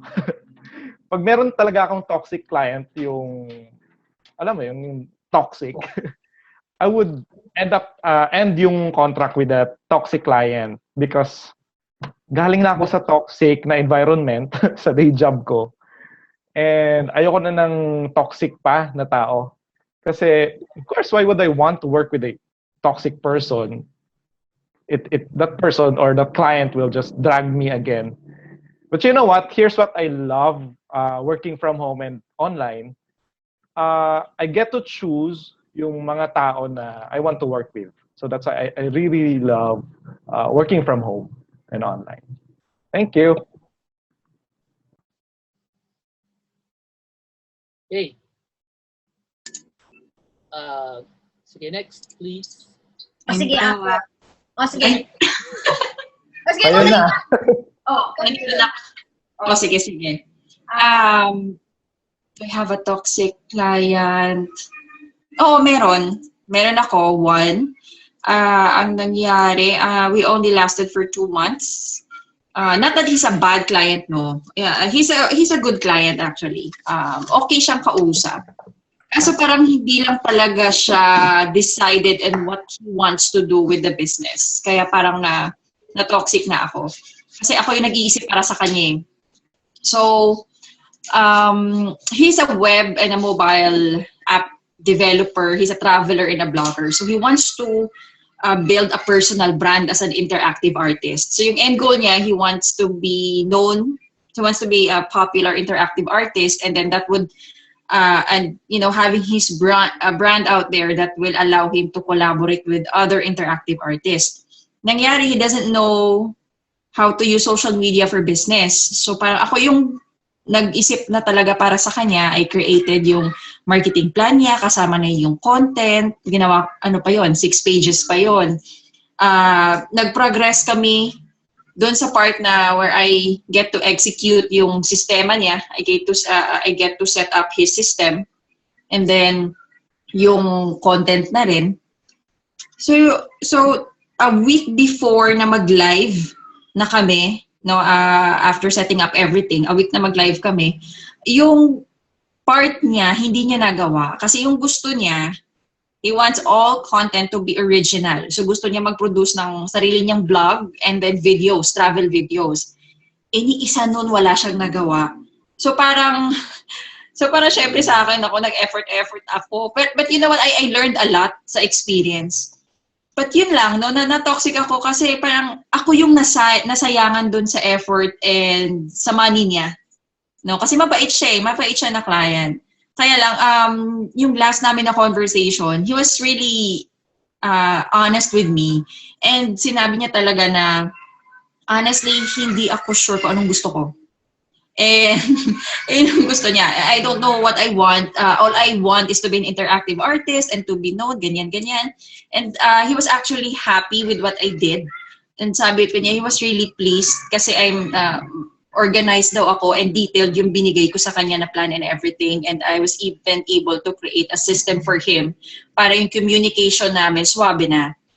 Kaso yun lang, he's just not decided kung anong gusto niyang mangyari. So I even told him before we parted ways, sinabi ko sa kanya, I think you really need more time to think this through. Otherwise, magsasuffer yung brand mo in the end. Kasi hindi mo alam kung ano yung tone and voice ng brand mo. How would you communicate to your market eh? Pag hindi ka din decided kung ano ba yung brand mo. So, mahirap din sa'yo to communicate with others. So, nag-agree naman siya. And yung contract namin ngayon pending. Kasi sabi nga mag-iisip daw talaga siya. So, sinabi ko naman sa kanya na, okay, so when you're all up and good, you know where to find me. So yun, 2 months. But what I love about the experience is I learned a lot from it. Kasi hindi ako ganun ko-organize. And na-prove ko sa self ko na okay, pwede naman pala ako maging organized sa laptop or sa sistema na ginagawa ko, hindi lang sa cabinet. Yung ganun. So, yun, happy ako. And he was pleased daw dun sa ginawa ko kahit ako hindi ako sure kung ano yung pinagagagawa ko. So, parang na-prove ko sa sarili ko na okay, kaya naman pala. So, yun ang experience ko with a toxic client. Ako naman, yun, parehas kay ninyo. Thankfully, wala pang toxic na client. Malalaman mo naman yun kung toxic yung client sa ano pa lang, sa job description or a-applyan mo lang parang baba ng rate, tapos ang dami-daming pinapagawa, tapos yung language or yung wordings na ginagamit niya sa job description. So ako, avoid ko na kaagad yun. Parang, better to be safe than sorry. Yun nga, or meron din iba, mataas nga yung rate, tapos parang konti lang yung nasa job description, pero pag nag-start na kayo ng work, parang dami na kaya ng dinedemand. So, medyo ano ka rin dapat sa interview. Kailangan mabusisi ka rin pag sa interview. Gaya nga ng sabi sa book ni Sir Jomar, keep on asking why until malaman mo kung ano talaga yung gusto niya, and then kung may mga hidden agenda ba siya o wala, para ma-prevent niyo yung pagiging toxic to each other. Yun lang. Okay, thank you, LJ. Sa akin naman, yes, I already had the experience of having a toxic client. 1 week lang yung relationship namin, like isang linggong pag-ibig. Medyo mahirap kasi marami siyang gustong mangyari. Like, ganito, gusto ko ganun, gusto ko ganyan.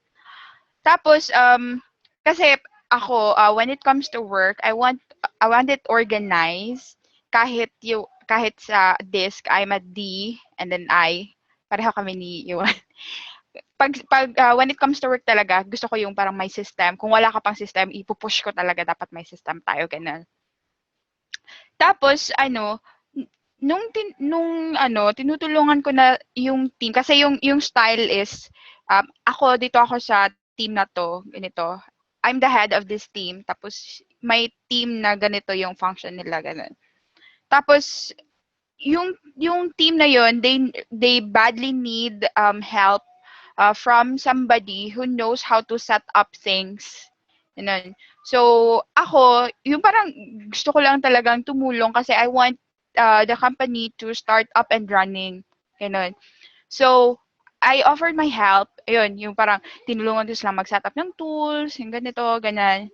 And, yun, na-resolve na yung tinulungan ko din sila kung paano gawin to, ganyan, ganyan. And then, after nung ma-resolve na yung issue, hindi ko alam, parang bigla niya akong tinanggalan ng access sa mga tools. Ganun. Yung nag-change siya ng password, ganun. And then, what I did is, at first, nagtaka ako kasi bakit bigla na lang akong hindi maka-login. Ganyan. And then, what I did is, I asked the client, sabi ko, yung parang at first, parang may I know if, you've like changed the password or something, or baka di lang ako maka-login kasi may error sa system or sa aking end, ganun. And then, kasi talaga yung ko na tumulong sa kanya is, yung talaga, yung purpose ka is tumulong, yung ganun. And then, after I asked him that question, hindi na niya ako sinasagot. Yung parang ayaw niya na akong kausapin. Hindi na siya nagre-respond. So, like, after nung nangyari, sabi ko, hindi na talaga ako sinasagot, So, yun. After, like, 2 days, I decided to send my resignation letter. Yeah. Kahit hindi niya ako kinakausap, sabi ko, for formality's sake, I have to send my resignation letter. Like, telling him na parang hindi na mag-work kasi ganito. Kasi hindi niya ako kinakausap. And then, he sent me an acknowledgement naman na he received the resignation. But then, wala na. Hindi na siya, And then, after like 3 weeks, or a month after, I heard from the other VAs na nakasabayan ko na lahat pala sila nag-resign na din. Mga Filipino VAs din yun, yung group na yun. I've heard from them na nag-resign na lahat, pati yung accountant niya na VA din. Tapos I ask why. Sabi niya, yun din, same case, magulo, parang hindi alam ni client kung anong gusto niya. Tapos, yung parang throw ng tasks. And then he doesn't know what he wants. So yun, since nawala yung company. But actually nung before ako after rather nung resignation ko, I asked myself, was there something wrong with what I did? Like paulit-ulit. And then sabi ko, maybe that client really doesn't know what he wants. Kaya yun nangyari. So yun lang po. Ako, yes, nagkaroon din ako ng toxic na client. Kinuha niya ako to parang actually generate sales through social media. Kahit na noon pa lang dapat yung unang sign na yon. Dapat hindi ko na siya pinansin. Kasi what he wanted was to generate sales out of social media. Kahit na sinabi ko sa kanya na hindi yon ganon kadaling i-measure. So, kasi social media is, most of the time, it's just about awareness. So, unless mag-Facebook ads ka. So, so I took that. Tapos, sinet up ko yung buong Facebook page niya kasi wala siyang Facebook page. So, I arranged everything from the profile picture down to the description. And then, ako kasi as a social media manager, kung meron kang social media plan, titingnan ko 'yon tapos check ko kung hanggang kayang i-implement o kaya ko bang i-implement or pwede kong i-readjust o kaya pwede ba akong maidagdag ganun. So I'm supposed to do all of that for him. Pero parang yun nga, tulad nung sinabi ni Yuan, ni Sherry, merong mga client na parang hindi nila alam kung ano yung gusto nilang gawin. Ito, yung client ko, ganun yun. At the same time, nagma-micromanage siya. Ako kasi, pag VA mo ko, dapat, ang VA kasi, you get the instructions from your client most of the time. Although you have the chance to, say something, especially if you know which is better. Kaya ka nga niya hinaya. So, yung client ko na yun, dapat, I see him as somebody who does macro thinking. Pero ang ginawa niya, dun sa Facebook page na sinend ko sa kanya, na hindi pa naka-live, ang dami-dami niyang sinabi, dami niyang dapat ganito. Merong mga tipo na may nilagay ako na third-party app para makakuha ng kanyang lead magnet. Yung mga tipong, pati yung mga integrations, saka yung layout, pwede daw ba na ayusin ko yun? Ganon. Usually pag nag-i-integrate ka, yung mga layouts, hindi yun madalas nagagalaw as is siya. So, ilang beses ko yung in-explain, ilang beses kami nagpabalik-balik ng email. So, halata niya na napiko na ako. Tapos, it came to a point na talagang naggalit talaga ako kasi sinabi niya sa akin na hindi na niya nasunod yung schedule niya ng launch dahil doon sa pabalik-balik naming email. So, napikon talaga ako, naggalit talaga ako. So, gustong-gusto ko na mag-rant. Gustong-gusto ko rin siya i-vlog. So, tulad nung ginawa ko kanina, nung sa una kong tanong, I had to take in another 24 hours for me to be able to respond. Kasi sa akin, during that time, during the 24 hours, I kept on asking myself, sa akin ba yung mali? I made sure that I responded to all his questions, concerns, kahit paulit-ulit, kahit makulit, kahit out of control ko na yung pinapagawa niya, in-explain ko ng mabuti. Tapos ako pa yung sinisi niya. So, sinabi ko sa sarili ko na hindi ako magpapatoxic dito kasi meron akong choice na bitawan siya. Kasi ang daming client, sa totoo lang. Punta kayo, Upwork alone, ang daming client. So, after 24 hours, nag-respond ako, sabi ko sa kanya, if I'm at fault for kung na hindi na sunod ang schedule mo, I apologize. With that, I am resigning. And if you want, I can recommend better clients, better VAs for you. Siya. So, nag-respond siya, sinabi niya na hindi naman na daw kailangan na mag-recommend ako ng client. Basta, pero, ang weird. Sabi niya, hindi niya nasunod yung schedule, pero okay, actually, ang okay ko daw magtrabaho, parang gano'n, organize ko daw, gano'n. Ay, Diyos ko, grabe, #confused client talaga. So, actually, nagsabi pa siya na bibigyan niya ako ng magandang review sa Upwork. Kasi actually, yung toxic client na yun, kinontak niya ako directly through email.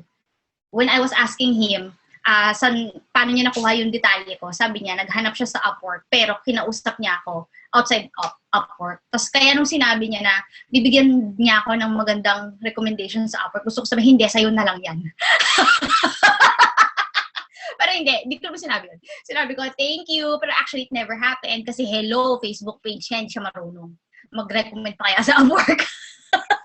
So, yun. That's how I got rid of the toxic client.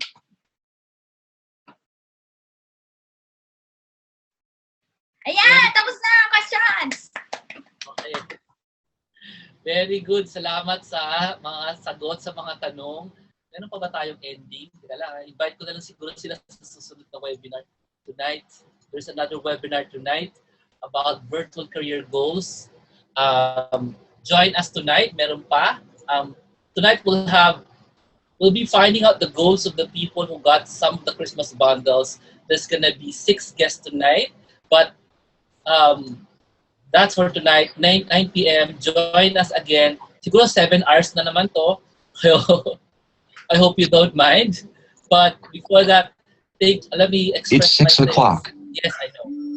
Let me express my thanks. Salamat kay Yuhan, kay LJ, kay Sherry, kay Ann, at kay Nino for sharing their time, their experience on these common issues of work from home. We know that nakapagbigay siya ng enlightenment sa inyong lahat na nakikinig. There's a replay in Facebook. There's also a replay going to be sent to everyone. Bottom line, if you are in this journey, you're not going to be alone. You're going to be joined by us throughout the years. So, we invite those who haven't started upgrading.